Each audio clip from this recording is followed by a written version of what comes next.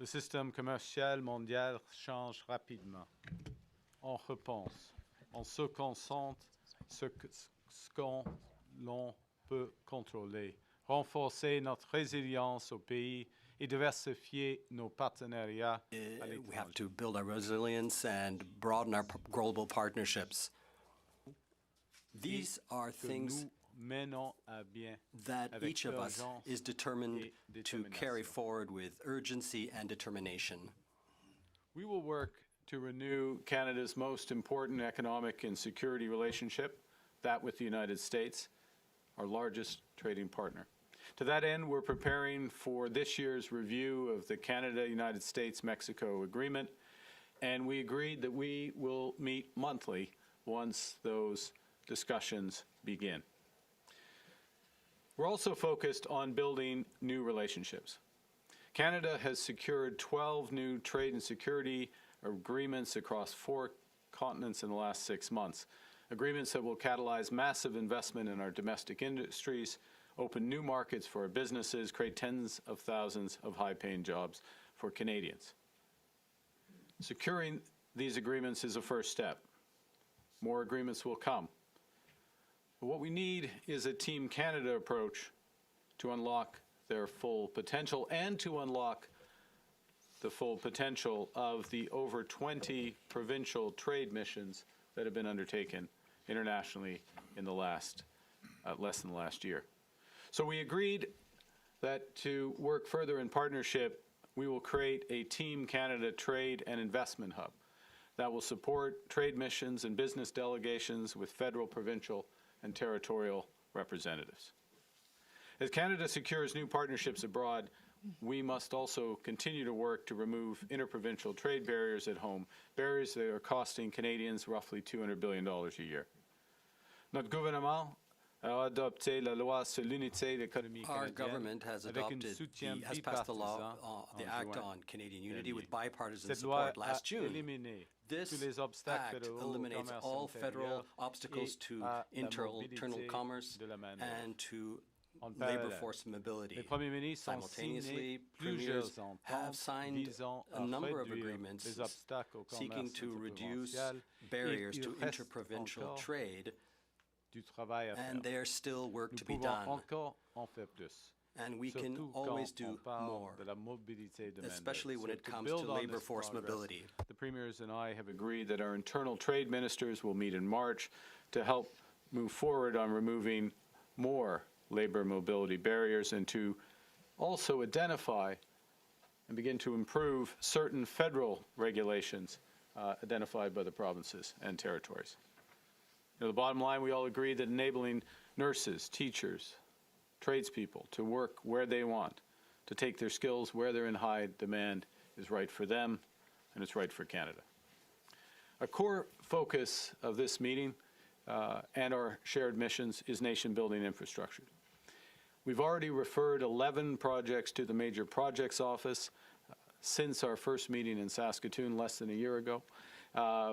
That's over $116 billion of potential new investments in every region of the country. Transformative projects from Ksi Lisims LNG, Darlington, new nuclear, Sisson Mine in New Brunswick. This spring, I'll give one example. This spring, we'll break ground on Contrecoeur Terminal Container Project. That was referred to the MPO in September.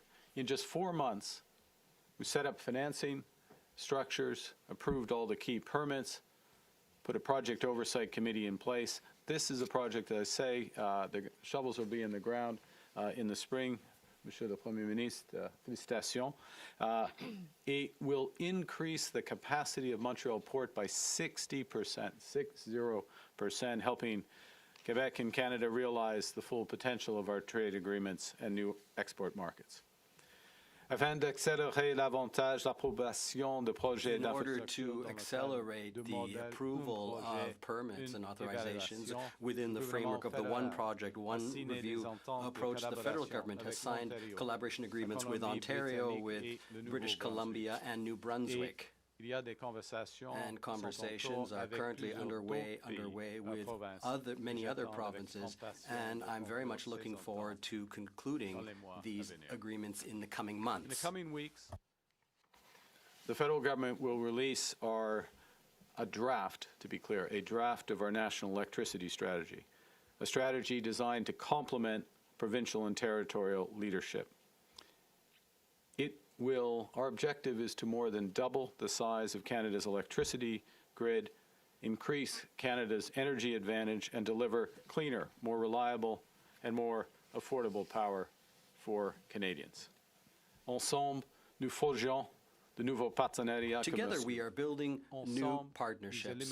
Together we will eliminate trade barriers within the country. Together we will build major projects at a pace not seen for generations. Together we will build a stronger and more resilient and more independent Canadian economy. Our first meeting of this year was productive, it was focused, it was ambitious. We're starting as we mean to go on, for sure. Thank you very much. Merci beaucoup. And we'd be happy, and to be clear, all of us are happy to take your questions, and I'd be appreciated if you would direct it to all the table questions you have. Merci beaucoup. Ian Bailey, Globe and Mail, first question. Sorry, excuse, sorry, Ian. The President of the Chair of the Council of the Federation, Premier Thompson, should speak. My apologies, Premier. Well, thank you, Prime Minister, for the discussion today. And I want to thank all the colleagues at this table for welcoming me to this table and for their leadership and their dedication to this. Yesterday, Premiers met as the Council of Federation, and today's First Minister's meeting built directly on that work. First and foremost, we are united. United in standing up for Canada's sovereignty. United in supporting democracy, and united in defending Canadian workers, businesses, and communities. A big part of today's discussion was about growing our economy and creating good jobs. Premiers have been around the world opening doors for Canadian businesses, and the Prime Minister has been doing the same. Together, we are focused on expanding trade beyond the United States, bringing new investment and creating opportunities for Canadians right here at home. We also agreed that Canada needs to focus on building for the future, that including building faster and smarter. That means cutting red tape, moving major projects forward, and sticking to a streamlined approach so we can deliver major projects that strengthen our economy and into our energy security. Another key focus was internal trade. We all agree it shouldn't be harder to do business within our provinces than it is to do business internationally. We are all committed to breaking down barriers, improving labor mobility, and getting Canadian goods from food to building materials moving freely across this country. That work will help lower costs, boost productivity for Canadians from coast to coast to coast. We also discussed electricity and energy. Canada is a huge opportunity here. We all agreed to work together to build more reliable, more connected electricity system that respects provincial jurisdictions and supports long-term growth, including the North. The Prime Minister shared the new Canadian electricity strategy will be released soon and provide roadmap to having more sustainable, reliable, and interconnected electrical grid for all Canadians. Public safety was also forefront and center as Canadians expect their governments to keep communities safe.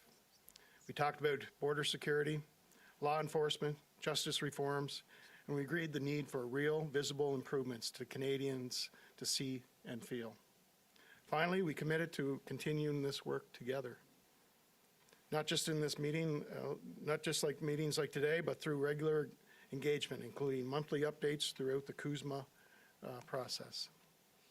Today showed when governments in Canada work together as one united team, we can tackle big challenges and deliver meaningful progress for Canadians. That's the spirit we're taking forward from this meeting, and I believe that's the spirit that Canadians want and expect their elected leaders during these challenging times. Once again, I'd like to thank my colleagues and thank you, Prime Minister, for the productive discussion today. Thank you. Thank Thank you, Premier. Thank you, Prime Minister. We'll move to question now. Please make sure to address who your question is to. Ian, first question. Ian Bailey, Globe and Mail. First question to Premier Eby. You went into the meeting this morning talking about treason, given that Albertan sovereigntists are associating with the Trump administration. You said you wanted to have this addressed in the meeting. Was this addressed in the meeting? And also to Premier Smith, if she wants to comment on it, as well as the Prime Minister. Thanks, Ian. We good? First of all, I'd like to thank my colleagues. There is a huge issue of priority in British Columbia, which is the extortion threat faced by the people of Surrey. I know it's present in other provinces across the country. For all of us to come together and call on parliamentarians federally to pass Bill C-14 as expeditiously as possible is crucial for us. What we're seeing in Surrey is it's a terror attack in slow motion, and you would never dream of giving refugee status to someone who participated in a terror attack, but that's exactly what's happening. Under our current system, that loophole has to be closed. This is one of the provisions in C-14 that we're looking to get passed. I would also like to thank the Prime Minister for highlighting a key advantage of our country, which is clean, cheap electricity. British Columbia is keen to work with the federal government on regionalization of power grids, supporting our friends of the Yukon, our trade partners next door in Alberta, around clean, reliable, cheap electricity, and that work across the country is crucial to our future. Finally, Ian, to your question, this is a country my grandparents fought for, that many people before them helped to build. It's made up of First Nations who've been here since time immemorial, as well as immigrants who just got off the airplane today with hearts full of hope of their new adopted country. This is a country we have to fight for, and there are lots of people who would like to take it from us.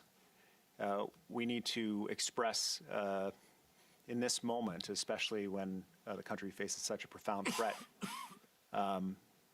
we need to express that we will fight for this country, that we'll stand up for it, and that those who don't wish to, those who would solicit a foreign government to try to come in and take over our country or break it up, that's not part of our vision for Canada. That's not Canadian conduct, and in fact, that is, I described it as an old-fashioned word because we haven't had to use it for a long time.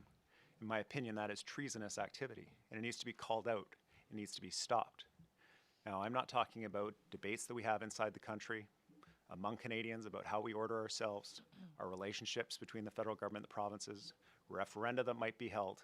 I'm talking about crossing the border, soliciting the assistance of a foreign government to break up this country, and I don't think we should stand for it. Premier Smith, do you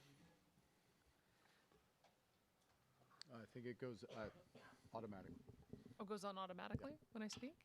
It's working? Oh, okay. It works. Well, let me just support Premier Eby and his comments about C-14. We think that's very important to get passed. We've also, when he called for the Lawrence Bishnois gang to be declared a terrorist group, we also agreed to that. I'm glad he's open to expanding the interties. We look forward to selling him some more excess solar and wind power. And as you can see, we've got lots of things that we can work on together. I've always been clear that me and our United Conservative Caucus are supportive of a strong and sovereign Alberta within a united Canada. That is one of the bills that we passed when I first came in. But I think we also have to be realistic that 10 years under Justin Trudeau's government, our province was relentlessly attacked. Our economy was relentlessly attacked, not only for our economy, but our provincial rights and also our personal freedoms and our way of life. And so when you look at the polls, they suggest as many as 30% of Albertans have lost hope. That's about 1 million people. And I'm not going to demonize or marginalize a million of my fellow citizens when they've got legitimate grievances. What we need to do is we need to give Albertans hope. We need to show them, not just tell them, not just words, but with actions that Canada can work. And that's what I've been doing. That's why I signed an agreement with the Prime Minister in November so that we could work in common cause on correcting some of the mistakes, I would say, of the Trudeau government. And it's why we participate in these kinds of First Ministers' conferences so that we can find the things that we agree on and work together for that, for the betterment of the country. And I think this is a very powerful table that has been able to do that. for the last 3 years that I've been on it, and I'm honored and delighted to be here. Something else. Would Canada agree to an increased external trade policy agreement alignment with the U.S. as part of changes to USMCA, including on China? And what about a customs union?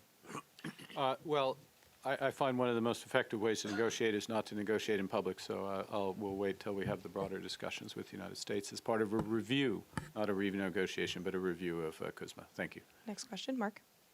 Mark Ramsey with the Toronto Star. Prime Minister, what do you make of the Trump administration's meetings with Alberta separatists and the comments of Secretary Bessent? Is this foreign interference from the U.S.?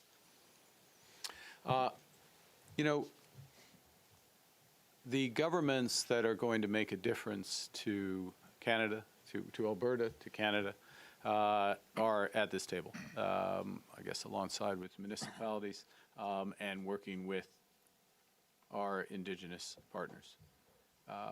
And the focus of the meeting last night, today, the meeting of the Council of Federation before that, was how we come together and build. How we build a better country, how we build safer communities. A number of specific points were just referenced by Premiers Eby and Smith from addressing extortion, crime in the community. I know Premier Ford and I have been very focused on this as well, as we have across the country.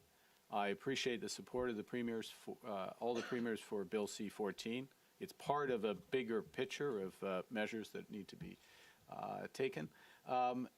And just the power, I'm going to stop on this, just the sheer power of what we're starting to do and intend to do on the energy side, being stronger together, linking together our systems, doubling the size of our electricity grid, extending our clean energy advantage, doing it in a way that's affordable for Canadians, using all our sources of energy to build this economy to all markets around the world. Makes this country stronger and makes those conversations less relevant. With respect, Prime Minister, if you could answer the question on how you view the actions of the U.S. administration here. But for my second question, for Premier Smith, Premier Ford called on you this morning to denounce the separatist movement. I understand you said you don't want to demonize anyone, but they are seeking the help of the United States government. So what's your response to that? And Prime Minister, if you could please answer the question. Well, I would expect that the U.S. administration would respect Canadian sovereignty and that they would confine their discussion about Alberta's democratic process to Albertans and to Canadians. And I will raise that with my delegate in Washington so he can raise it with members of the administration. And I will raise it with my delegate in Ottawa so he can raise it with the U.S. ambassador. I fully associate myself with Premier Smith's comments just then. I expect the U.S. administration to respect Canadian sovereignty. I'm always clear in my conversation with President Trump to that effect, and then move on to what we can do together. Thank you. Next question, McKen. J'attends à ce que l'administration américaine I expect the U.S. administration to respect Canadian sovereignty at all times and without exception. And when I've had conversations with the U.S. President, I point this out. Full stop. And we continue to talk about how we can work together. Hi, Prime Minister. Mackenzie Gray with Global News. I'm happy you brought up your conversations with the President. I'd like to ask, in those conversations, has he ever raised the prospect of Alberta or Quebec separation? No. Have you raised concerns about the administration's comments, Mr. Bessent's comments, as well as these meetings, with anyone from the Trump administration? There are channels to raise those concerns. I haven't I mean, these comments are within the past 24, 48 hours. I don't have a running commentary on everything the administration does. I stand by what I just said about respecting our sovereignty, our expectations of the U.S. administration, and the clarity with which I've always expressed that directly to the President. Prochaine question, Mike. Prime Minister Michael Couture with CTV News. I want to ask you and Premier Smith about this. Does a new pipeline through BC have to go to the northwest coast? Under the, I'll begin, and then Premier. Under the Memorandum of Understanding, which I will re-emphasize, as I'm sure the Premier, I'll save the Premier having to do this, but I will re-emphasize, has many aspects to it. From cooperation on data centers, cooperation on nuclear power, cooperation on interties, cooperation more broadly, and on creating a whole new industry, if you will, in carbon capture and storage and beyond. Has all those aspects. Some of those aspects, as we discussed with Premier Eby, but it was a much broader discussion, areas of cooperation between Alberta, British Columbia, the federal government on many aspects. With respect to a route, and under the MOU, a bitumen pipeline to Asian markets is the way it's described, and therefore the specific routes are not outlined. Of course, work is being done to explore the feasibility of various routes, and there are many factors that affect the feasibility, starting with Indigenous support, as well as technical and economic considerations. So, Premier, I'll pass. I would say that when we look at the impact of the Trans Mountain Pipeline, it has narrowed the differential, which increases revenues not only for us, but also for the federal government, because they get corporate income taxes, and of course all the personal income taxes that come from the workers who have jobs as a result of that extra production. When we began with Trans Mountain, I think the expectation was most of it would go to the United States. In fact, 90% is now going to Asia. And there's, when I've made trade visits and talked with delegates from Asia, they say send us more. And so if the pipeline is already at capacity, I'm grateful that Premier Eby has spoken about expanding the Trans Mountain Pipeline. I think that if we could move at pace on that, I think that would be one of the pressure release valves. But for sure, there is an open and robust market waiting for more Canadian energy. I can tell you, I heard the concerns about the original routing of Northern Gateway to Kitimat, and Kitimat is not on the table as one of the ports that we're looking at. There's just too many channels that have to be navigated. It's too complex. But we are looking for a deep water port that does not require a lot of additional navigation. We're certainly talking about marine response if there was ever an issue, and being able to develop new jobs for Indigenous communities when it comes to the tug operations that will navigate them out to open sea. Not only that, but also the potential for a large ownership stake of Indigenous nations in both British Columbia and Alberta. So we are doing our work to put the project together by June, and we are hoping that the federal government can move swiftly on making a decision so we can get down to technical details on that. And I'm very confident that once approved, we will have one or more strong proponents in the private sector willing to work with us to build it. So just to be clear, Premier Smith, as a follow-up, does that mean that it does not necessarily have to go that route? And if Premier Eby would like to weigh in as well. Well, think about the alternatives, I guess. And some of the alternatives are already emerging. Enbridge is expanding its main line, 400,000 barrels.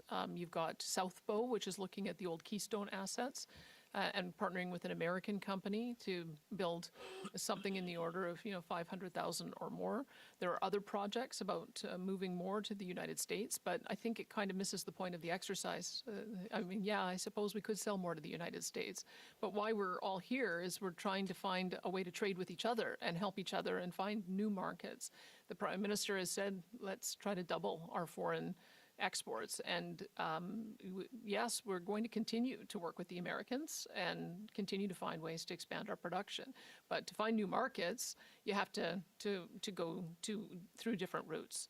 So that's one. There's also a very interesting potential proposal for oil by rail that would go off the East Coast that we're looking at as well, and that would give us access to European markets. my view, and I know that Premier Canoe would love to talk about Churchill. I won't steal any of his thunder. I hope you do a follow-up on that.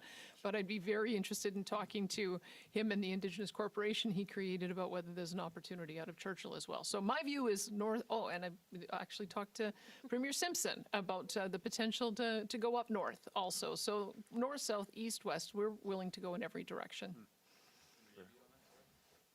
Thanks. Premier Smith is committed to keeping us updated on her progress, and look forward to that. Thanks. Prochaine question, Mylène. Bonjour, Mylène Crête de la Presse. Ma question from La Presse. My question is for Mr. Carney. What do you think of Mr. Ford's comments about the election of the Parti Québécois? Do you also feel it would be a disaster? La prochaine élection au Québec, the next elections in Quebec will be in October, if I'm not mistaken. In 9 months, there are a number of parties. There will be new party leaders. And it is up to the people of Quebec to choose their government. That's how the system works. So I'd like to ask you the same question, Mr. Legault. You were part of a Parti Québécois government. What do you think of a government led by Pierre Plamondon? Would it be a disaster? And how do you feel about Alberta separatists going to the United States to speak with the Trump administration? Do you also believe it was an act of treason? First of all, I think it's up to Quebecers and only to Quebecers to decide the future of Quebec. And so for that reason, I won't answer your question about what's happening in Alberta. But let me nonetheless say that currently there's a majority of Quebecers who do not want Quebec sovereignty. There's an even bigger majority that do not want a referendum on Quebec sovereignty. We know that a referendum on Quebec sovereignty, even before it takes place, creates economic uncertainty, that is, less business investment, and all that in order to ultimately achieve a no result, because a majority of Quebecers are against Quebec sovereignty. But it's up to Quebecers to decide, only Quebecers. One last question, dernière question, Michel. Michel Sabat, La Presse canadienne. Bonjour. Michel Sabat, Presse canadienne. Hello, everyone. Mr. Legault, I just heard what you said. Have you asked Mr. Ford and other premiers to mind their own business when it comes to Quebec sovereignty? I was a bit more polite than this, but I did say to the other premiers and territories that it wasn't a good idea, that it's up to Quebecers to decide, that Quebecers don't like that Mr. Trump or Mr. Carney, Mr. Ford, or anyone from outside Quebec to tell them what to do. It's up to Quebecers to decide about Quebec's future. Mr. Carney, as Mr. Saint-Pierre Plamondon, do you believe that there's a wind of panic sweeping over Canada given the PQ's strong showing in polls? No, I don't think there's any panic. We're a democracy. There are elections. Decisions are taken. As Mr. Legault just said, the next government of Quebec will be voted in by Quebec voters. That's clear. What's the message we're sending out today? It's a message coming from a team. The Quebec Premier, the Ontario Premier, all the premiers, all Canada's First Ministers are working together to build out of our provinces and territories a stronger, more resilient, and more independent country, more prosperous. That is the message we're sending out today. And that is so much more important than a sentence, a talking point coming from whosoever they may be. I think it's important for the rest of Canada to share with Quebec that the Francophone fact exists across the country, in the West and across the country. And so it's up to Quebecers to vote, to select their government. But at the same time, it's also important to say that in Manitoba, in the North, in the West, there are Francophones. And so when we talk about a united Canada, yes, Quebec is central. It's very important. It has a lot of power, a lot of weight within the global Francophone community, but Francophones are all across Canada, and we have to work together. Unity, and thanks for the setup also, Premier Smith. We had a great day today with the Prime Minister. We had some very specific asks on the Churchill project, a lot of exciting developments with the Major Projects Office, with a major energy company kicking the tires on that. And the possibility of getting to Asian markets via the Suez Canal is very exciting. And I want to say thanks to the Prime Minister publicly, because we had a few kind of very specific asks about moving some paperwork along, finding some resources for our Indigenous governments in Manitoba on the First Nations and Métis side to be able to participate in the Crown Indigenous Corporation that we're going to use to commercialize this thing. And I think now is a time where you're seeing creativity and you're seeing collaboration and you're seeing working together, whether it's across provinces and territories, federal, provincial, Indigenous, provincial, Indigenous, federal, municipal. Everybody's working together because we love this country so much.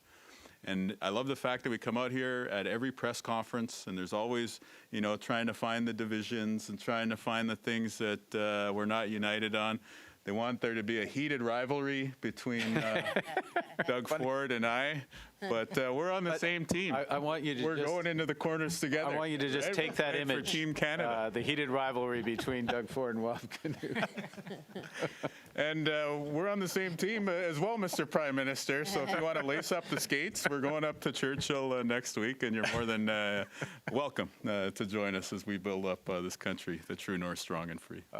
Thank you, Premiers. This puts an end to our press conference. C'est ce qui va faire conférence de presse. There's no topping Premier Canoe. I think c'est un bon moment de conclure la conférence de presse. Merci tout le monde. Merci d'être venu. This puts an end to our press conference. Merci. Thank you. Okay.